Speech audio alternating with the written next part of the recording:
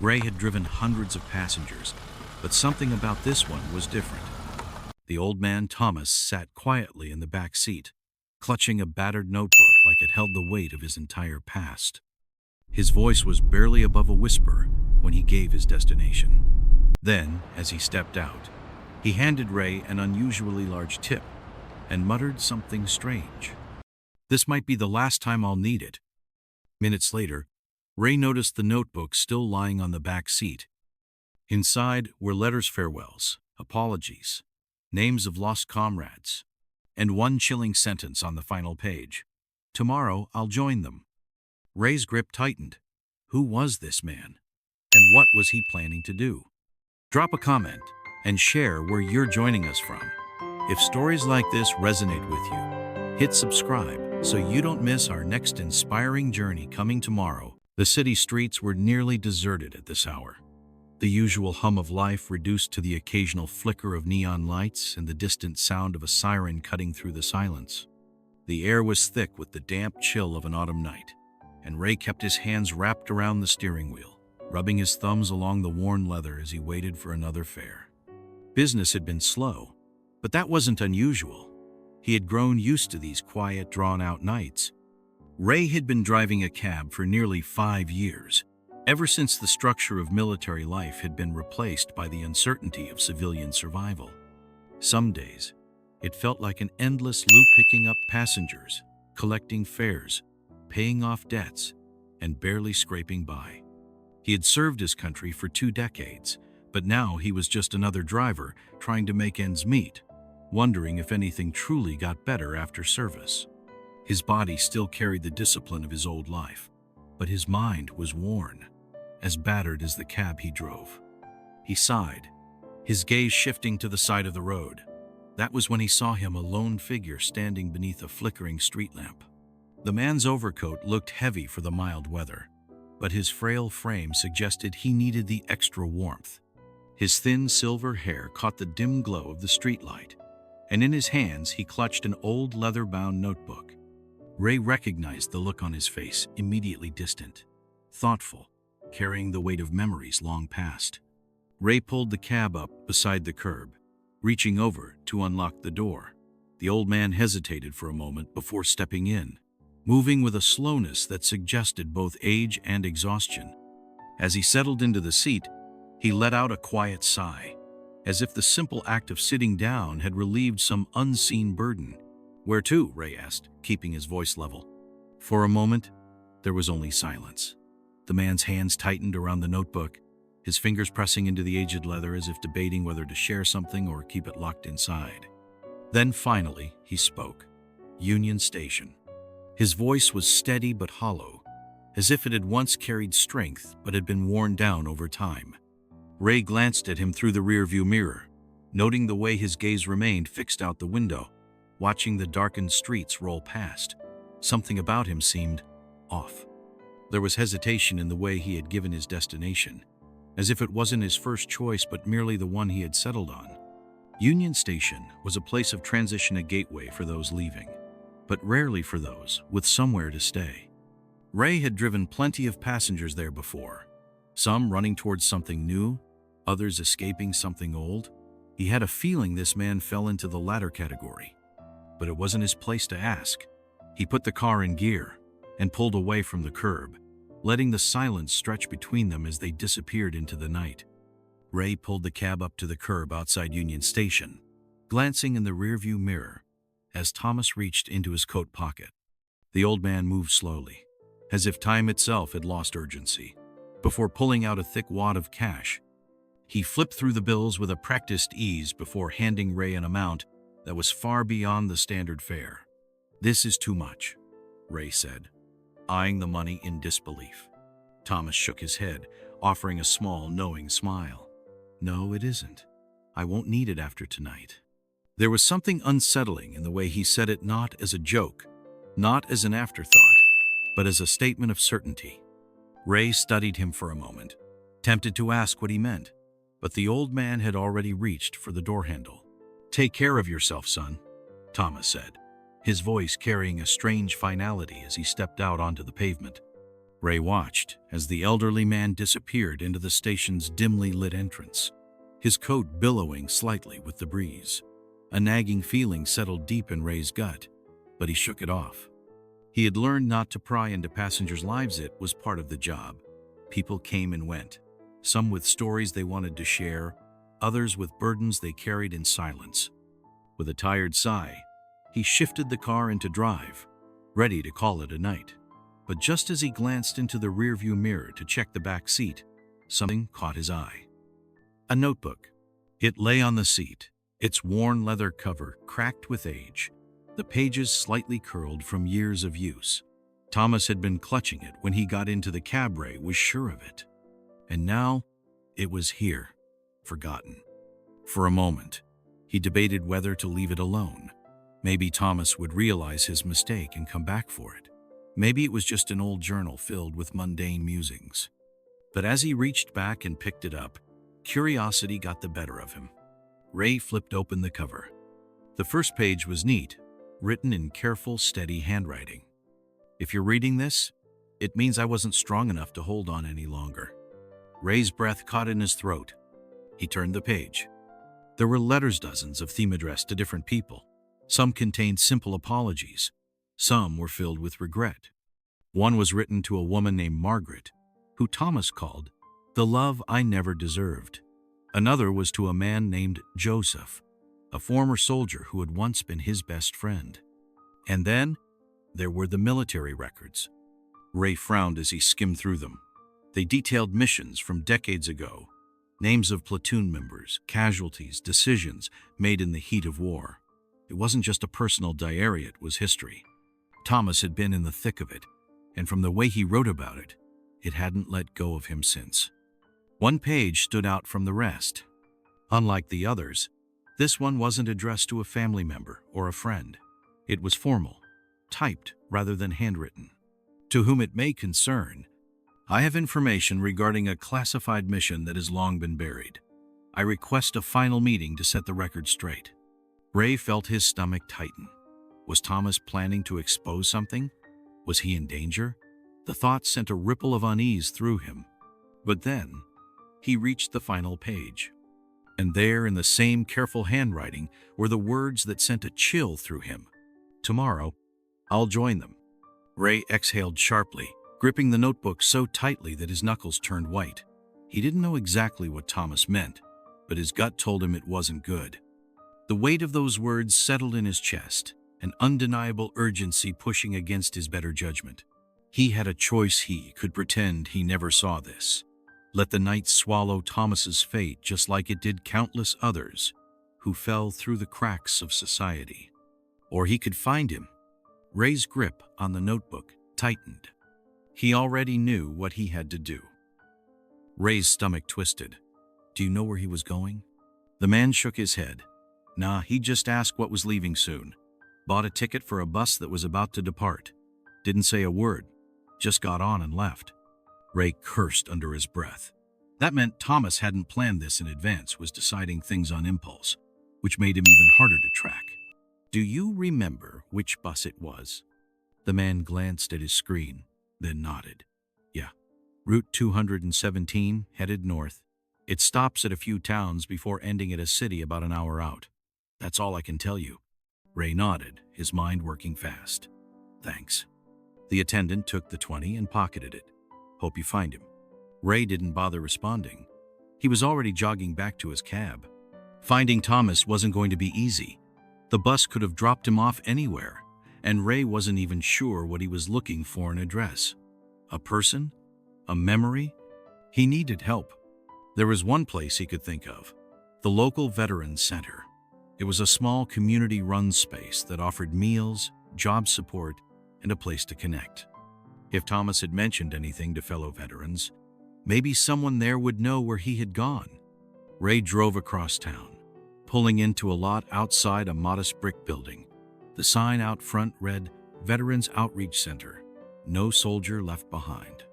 Inside, the center was quiet this late at night, but a few men were gathered around a television, watching an old war documentary. The scent of coffee and cigarette smoke lingered in the air. Ray spotted a man he vaguely knew, Jim, an ex-Marine who worked here part-time. He approached quickly. "Jim, I need a favor," Ray said. Jim turned, his eyebrows raising. "Ray, you look like hell, man. What's going on?" "I'm looking for someone." Older guy named Thomas. Gray coat, carries a notebook. "He was in my cab earlier, but I think he's in trouble." Jim frowned. "Thomas, huh? Name doesn't ring a bell. What kind of trouble are we talking about?" Ray hesitated before saying, "I think he's planning on disappearing." Jim's eyes darkened. He understood. "Give me a sec," Jim said. He walked over to an older man seated near the corner and spoke in hushed tones. The man, probably in his 70s, shook his head, then looked over at Ray before sighing. Jim returned. "That's Bill. Says he might have seen your guy a few times. Thomas came in once or twice, but never talked much. Kept to himself." "Did he ever mention where he was going?" Ray asked. Jim shook his head. "No, but Bill remembers one thing. Thomas kept talking about meeting an old friend." Ray's heart sank. "Did he say who?" Jim scratched his chin. "Yeah, and that's the weird part. The friend he mentioned? He's been dead for over 20 years. A chill ran through Ray. "Where's this friend buried?" Ray asked, his voice barely above a whisper. Jim exchanged a look with Bill, then exhaled. "Arlington Memorial. That's where Thomas is heading, Ray. If you don't find him soon, you might be too late." Ray's pulse pounded in his ears. He had no time to waste. Without another word, he sprinted back to his cab and floored the gas pedal, heading straight for the one place no soldier should go alone. If you enjoyed this story, please subscribe to our channel. It means so much to us. Now, let's get back to the story. Ray's stomach twisted. "Do you know where he was going?" The man shook his head. "Nah, he just asked what was leaving soon. Bought a ticket for a bus that was about to depart. Didn't say a word. Just got on and left." Ray cursed under his breath. That meant Thomas hadn't planned this in advance, was deciding things on impulse, which made him even harder to track. "Do you remember which bus it was?" The man glanced at his screen, then nodded. "Yeah. Route 217, headed north. It stops at a few towns before ending at a city about an hour out. That's all I can tell you." Ray nodded, his mind working fast. "Thanks." The attendant took the 20 and pocketed it. "Hope you find him." Ray didn't bother responding. He was already jogging back to his cab.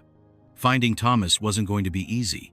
The bus could have dropped him off anywhere, and Ray wasn't even sure what he was looking for: an address, a person, a memory. He needed help. There was one place he could think of: the local Veterans Center. It was a small community-run space that offered meals, job support, and a place to connect. If Thomas had mentioned anything to fellow veterans, maybe someone there would know where he had gone. Ray drove across town, pulling into a lot outside a modest brick building. The sign out front read, "Veterans Outreach Center. No soldier left behind." Inside, the center was quiet this late at night, but a few men were gathered around a television, watching an old war documentary. The scent of coffee and cigarette smoke lingered in the air. Ray spotted a man he vaguely knew, Jim, an ex-Marine who worked here part-time. He approached quickly. "Jim, I need a favor," Ray said. Jim turned, his eyebrows raising. "Ray, you look like hell, man. What's going on?" "I'm looking for someone." Older guy named Thomas. Gray coat, carries a notebook. "He was in my cab earlier, but I think he's in trouble." Jim frowned. "Thomas, huh? Name doesn't ring a bell. What kind of trouble are we talking about?" Ray hesitated before saying, "I think he's planning on disappearing." Jim's eyes darkened. He understood. "Give me a sec," Jim said. He walked over to an older man seated near the corner and spoke in hushed tones. The man, probably in his 70s, shook his head, then looked over at Ray before sighing. Jim returned. "That's Bill. Says he might have seen your guy a few times. Thomas came in once or twice, but never talked much. Kept to himself." "Did he ever mention where he was going?" Ray asked. Jim shook his head. "No, but Bill remembers one thing. Thomas kept talking about meeting an old friend." Ray's heart sank. "Did he say who?" Jim scratched his chin. "Yeah, And that's the weird part. The friend he mentioned? He's been dead for over 20 years. A chill ran through Ray. "Where's this friend buried?" Ray asked, his voice barely above a whisper. Jim exchanged a look with Bill, then exhaled. "Arlington Memorial. That's where Thomas is heading, Ray. If you don't find him soon, you might be too late." Ray's pulse pounded in his ears. He had no time to waste. Without another word, he sprinted back to his cab and floored the gas pedal, heading straight for the one place no soldier should go alone.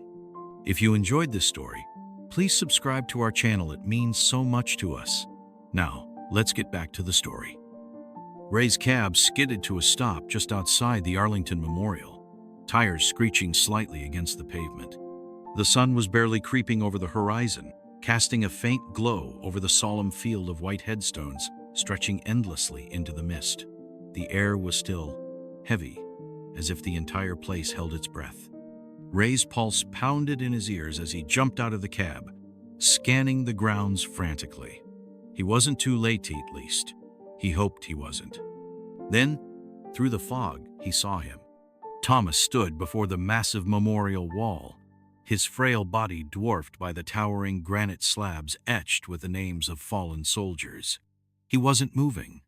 His thin frame seemed frozen, shoulders slightly hunched as if the weight of decades pressed down on him, all at once.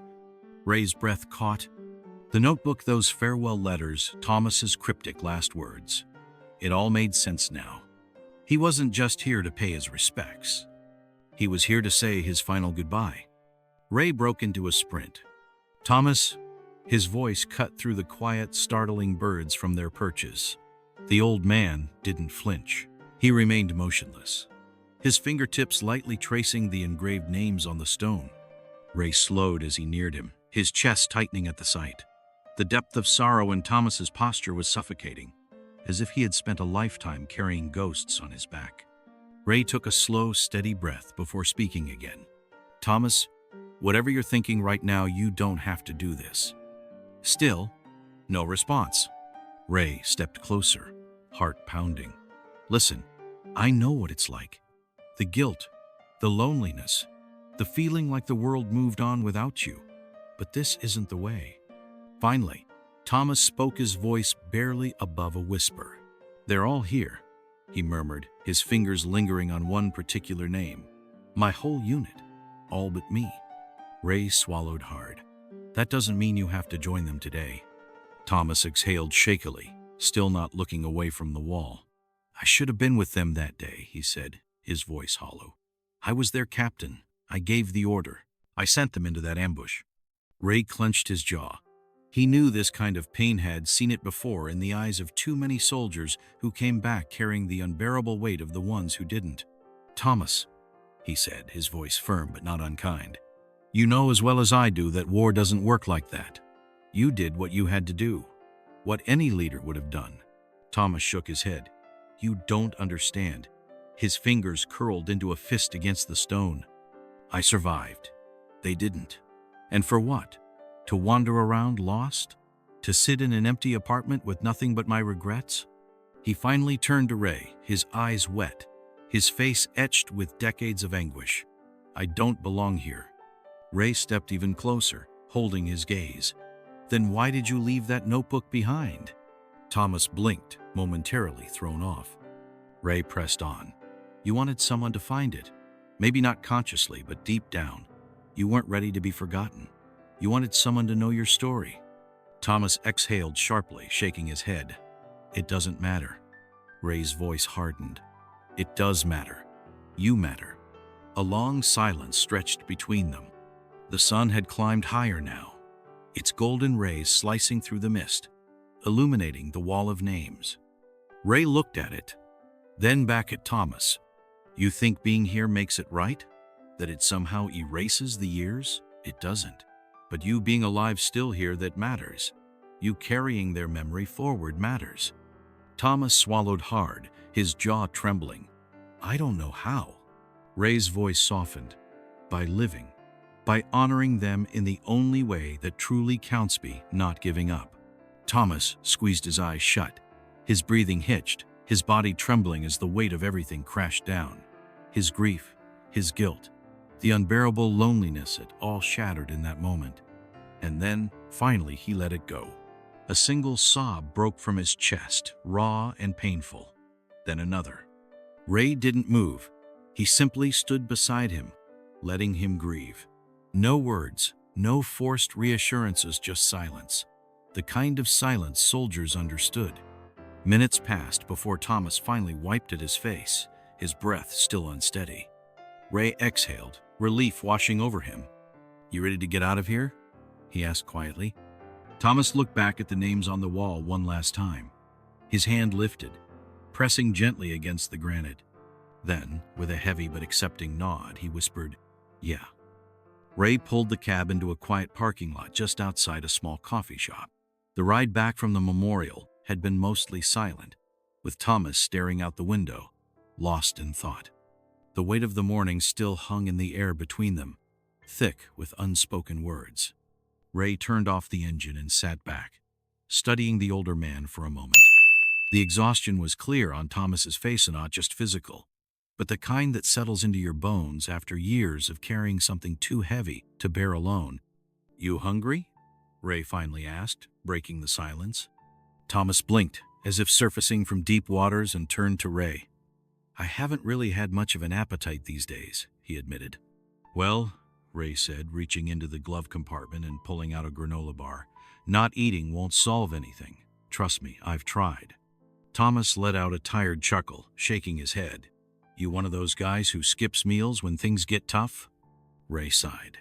"More like one of those guys who spent years convincing himself he didn't deserve much of anything." He paused, then added, "Especially not a good life after everything that happened." Thomas looked at him carefully. "You were in?" Ray nodded. "Marine Corps. 2 tours. Afghanistan." For a moment, they just sat there, the space between them filled with an understanding words couldn't fully express. Ray leaned forward, resting his hands on the steering wheel. "I came back feeling like I left parts of myself over there. The parts that made me a good father, a good husband." He hesitated. "When I got home, I kept my distance. I told myself it was better that way. Better for my daughter if she didn't have to deal with me being less." Thomas frowned. "Less?" Ray exhaled sharply. "Less of the man I used to be. Less whole. Less worth it." Thomas studied him for a long moment before saying, "So what changed?" Ray gave a small, tired smile. "She did. She called me out on my own nonsense. Told me I was making choices for her that she never asked for. That she would rather have a broken dad than no dad at all." Thomas's grip tightened in his lap. Ray reached into his pocket and pulled out his phone, unlocking the screen before holding it out to Thomas. "So I get it. I really do. But if there's still someone left in your life who might want you around, you owe it to them to at least try." Thomas stared at the phone, his expression unreadable. For a long, agonizing moment, he didn't move. Then, instead of reaching for the phone, he slowly pulled out his wallet. From one of its worn compartments, he slipped out an old photograph creased from years of being folded and unfolded. Ray leaned in slightly to see. It was a picture of a young man in his late 20s, standing in front of a house with his arm around a woman and a little boy. "My son," Thomas said quietly. His voice was thick with emotion. "His name's Daniel." Ray looked at him, waiting. Thomas let out a shuddering breath. "I walked out when he was 10. After his mother passed, I just didn't know how to be what he needed. So I left." Ray clenched his jaw. He'd met plenty of men like Thomas over the years, men who ran not because they didn't care, but because they cared too much and didn't believe they could live up to the role life demanded of them. Thomas ran a finger along the edges of the photo. "I tried writing letters, sending gifts, but he never wrote back." His eyes flickered with something almost like fear. "He won't forgive me." Ray didn't rush his response. He let the moment sit between them, letting the older man's words settle. Then finally he said, "Maybe not today, maybe not tomorrow, but you have to give him the chance." Thomas swallowed hard. "You were a soldier," Ray continued. "You know what it means to fight, And I can tell you this giving up without trying, that's not how a soldier goes out. Thomas closed his eyes for a long moment, his grip on the photograph tightening. His entire body seemed to tremble, as if his soul was waging a war he had never prepared for. When he opened them again, his gaze was locked onto the phone still in Ray's hand. And then finally, with a slow, uncertain motion, he reached for it. Ray handed it over without a word. Thomas hesitated only a second before pressing a number on the screen, a number he clearly still knew by heart. Ray held his breath. The phone rang once, twice, then a voice. "Hello?" Thomas exhaled sharply, gripping the phone tighter. His lips parted, but for a moment, no words came. Then, in a voice barely above a whisper, he finally spoke. "Daniel, it's me." Thomas held the phone to his ear, his fingers gripping it so tightly his knuckles turned white. The voice on the other end, his son's voice, was familiar yet distant, heavy with hesitation. "Hello?" Daniel repeated, this time more guarded. Thomas's mouth went dry. His throat tightened. After all these years, what was he supposed to say? What words could possibly undo decades of silence? "It's me," Thomas finally managed, his voice barely above a whisper. A pause. A long one. Ray, standing a few feet away, looked toward the horizon, letting the moment belong to Thomas. He had done his part. This was a battle Thomas had to fight alone. "Dad?" Daniel's voice was quieter now, tinged with something between disbelief and confusion. "Yeah," Thomas breathed. "It's me." Silence stretched between them again, the weight of years pressing down on every unsaid word. Ray could feel it, even from where he stood. It was the same silence he had once lived through, with his own daughter, the kind, that carried regret, anger, and longing all at once. "I don't even know what to say," Daniel admitted finally. His voice was raw, as if he'd just been caught off guard by a memory he wasn't prepared to face. "I don't expect you to say anything," Thomas said, his voice cracking. I just needed to hear your voice." Another pause. Then Daniel exhaled. "Where are you?" Thomas hesitated, glancing at Ray, who gave a subtle nod, encouraging him. "A city cab took me to the memorial this morning," Thomas said. "But I'm at a little coffee shop now." He gave the name of the place. Daniel was silent again. Then, in a voice that was quieter but certain, he said, "I'll be there soon." The call ended. Thomas stared at the phone in his hands, his shoulders sinking. His entire body seemed to deflate as he exhaled. Ray didn't say anything. He just walked over, pulled out a chair, and sat down across from him. "Think he'll show?" Thomas asked, voice hoarse. Ray leaned back in his seat, stretching his legs. "I think he wouldn't have asked where you were if he didn't want to." Thomas nodded slowly, but uncertainty lingered in his eyes. Neither man spoke for a while. They just sat there, the weight of the moment hanging between them, unspoken but understood. The reunion. The bell above the diner door jingled. Thomas flinched at the sound, as if he was a soldier hearing the first shot of an ambush. Ray turned his head, watching as a man stepped inside. He was in his 40s, wearing a button-down shirt and jeans, his hair neatly cut, his posture stiff with apprehension. His eyes scanned the small coffee shop, searching. Thomas stood slowly. "Daniel?" Daniel's gaze landed on him, and for the first time in years, father and son faced each other. Neither moved at first. Ray stayed still, watching from a distance, knowing this wasn't his place anymore. Daniel took a hesitant step forward. You look different," Thomas chuckled dryly. "Yeah, time does that." Daniel exhaled sharply. "I don't know what to say." Thomas swallowed, his hands trembling slightly. "Then don't say anything. I don't deserve much, but just sitting here with you, that's enough." Daniel hesitated. Then, with careful steps, he moved to the table. He didn't sit, not yet, but his hands rested on the back of the chair across from his father.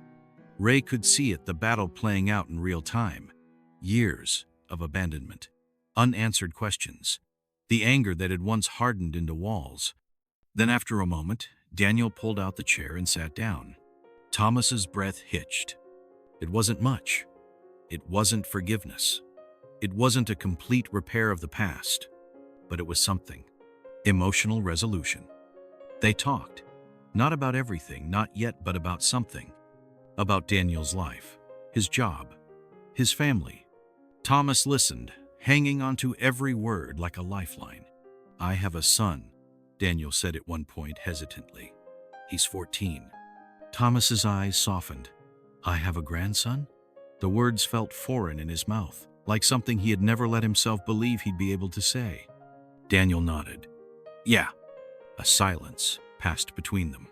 Then, quietly, Daniel pulled his phone from his pocket and slid it across the table. Thomas picked it up carefully.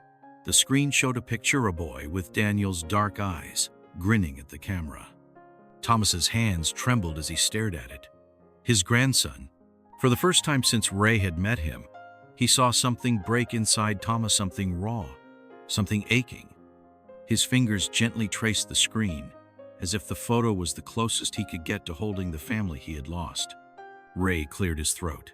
"I think I'll get some air," he said, standing up and giving them space. Thomas looked up, gratitude shining in his eyes. "Thank you, Ray, for everything." Ray gave a small nod, then stepped outside, letting father and son have their moment. A second chance. Maybe it wasn't perfect. Maybe it wasn't the kind of reunion Thomas had dreamed of. But it was a start. And sometimes, that was enough. Ray was just about to start his shift when his phone buzzed in his pocket. He pulled it out, frowning at the unknown number. He hesitated before answering. "Hello? Is this Ray?" The voice on the other end was steady but cautious. "Yeah, who's this?" "This is Daniel, Thomas's son." Ray sat up straighter in his seat. He hadn't expected to hear from Daniel, at least not so soon. "I just wanted to call and say thank you for everything you did for my father. If you hadn't found him that night." Daniel paused, exhaling. "I don't know what would have happened." Ray nodded, though Daniel couldn't see him. "I just did what I thought was right." "Well, it means more than you know," Daniel continued. "I also wanted to ask, can we meet? I'd like to thank you in person." Ray raised an eyebrow, sensing there was more to it. "Meet for what?" "My father told me about you, that you're a veteran too, that you drive cabs to get by." Daniel hesitated before adding, "I want to help." Ray stiffened. He had spent years avoiding handouts, never letting anyone pity him. "I appreciate the offer, but I don't take charity," Ray said firmly. "It's not charity," Daniel said quickly. "It's an opportunity. My company has openings, good positions.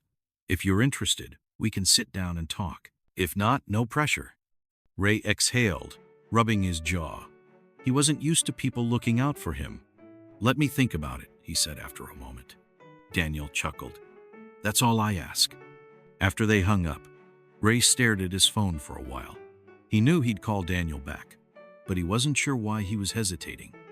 Maybe it was because, for the first time in years, he felt like his life was moving forward. Not because someone was giving him something, but because he had helped someone else first. That night, as Ray slid behind the wheel of his cab, he glanced at the rearview mirror. The streets were quiet, just like they had been the night he met Thomas. A week ago, he had been just another driver in the city, surviving one ride at a time. Now, everything felt different. One night, one stranger, one decision to care. It had changed everything. He turned the key in the ignition and pulled onto the road, ready for whatever came next. Thomas almost became just another name on a memorial wall. But one phone call changed everything. Who in your life needs to hear from you before it's too late? If you had one call left to make, who would it be? Let us know. Thanks for watching, and we'll see you in the next video.